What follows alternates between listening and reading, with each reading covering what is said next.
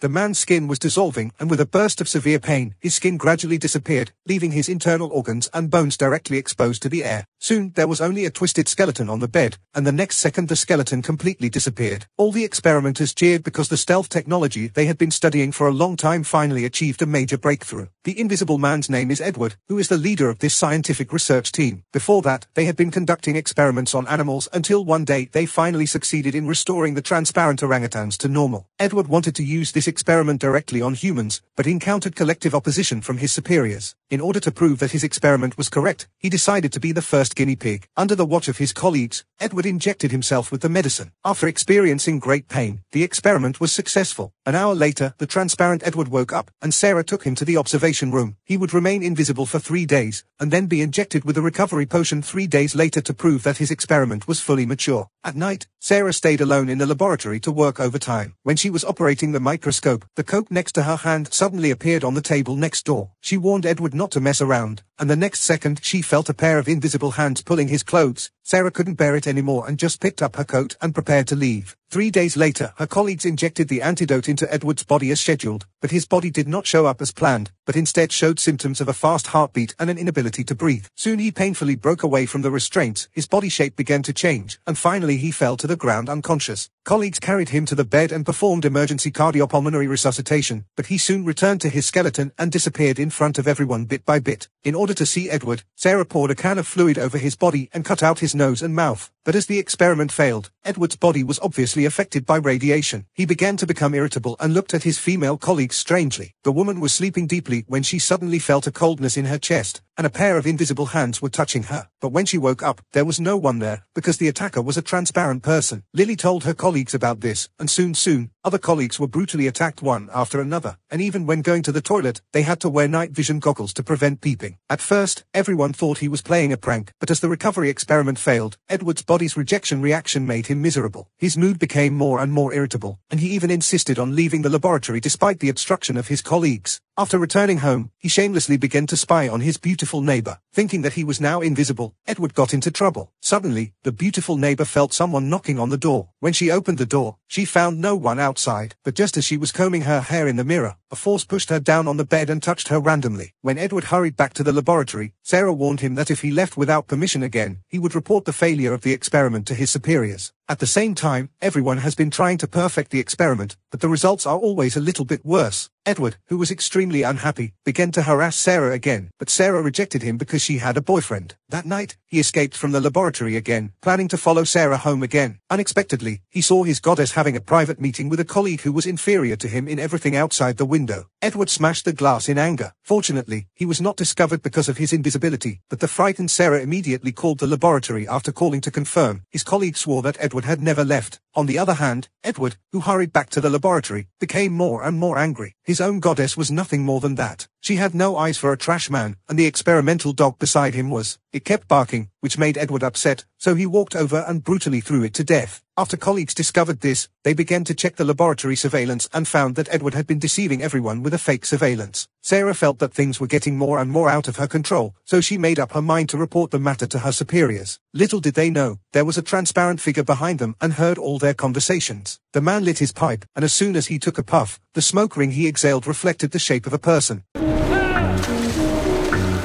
A transparent man appeared under the water and held the old man tightly until he died completely, then hurriedly walked out of the pool and escaped. At this time, Sarah was still in the laboratory waiting for the man to send security guards to arrest Edward. However, the next second she received news of the man's death, and she knew it must have been Edward's doing. Moreover, the permissions of the laboratory have been changed, and they are trapped here by Edward and cannot get out. Sarah took out the tranquilizer and decided to catch Edward with her own hands, but the black girl was only one step slower.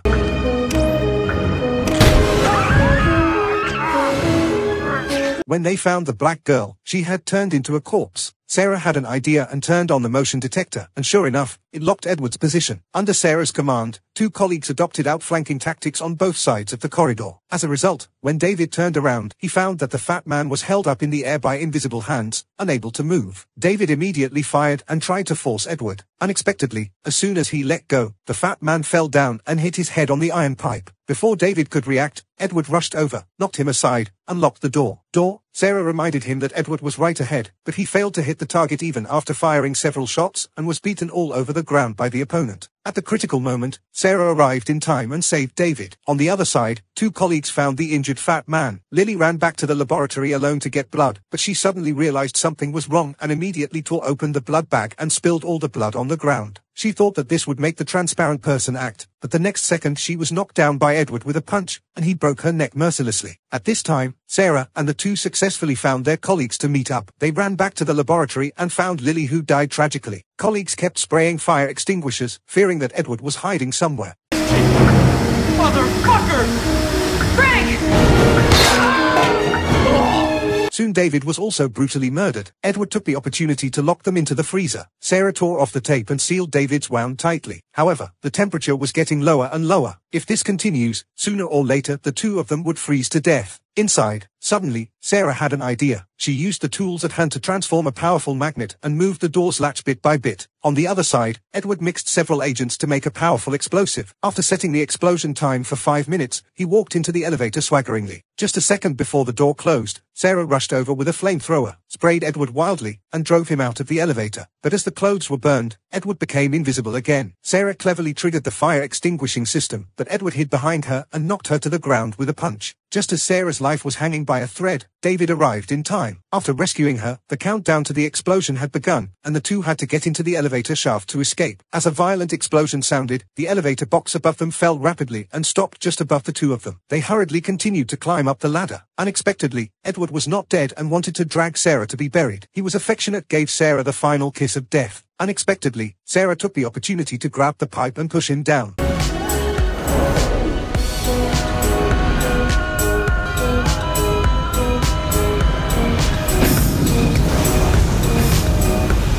In the end, the two people who survived the disaster hugged each other tightly and comforted each other.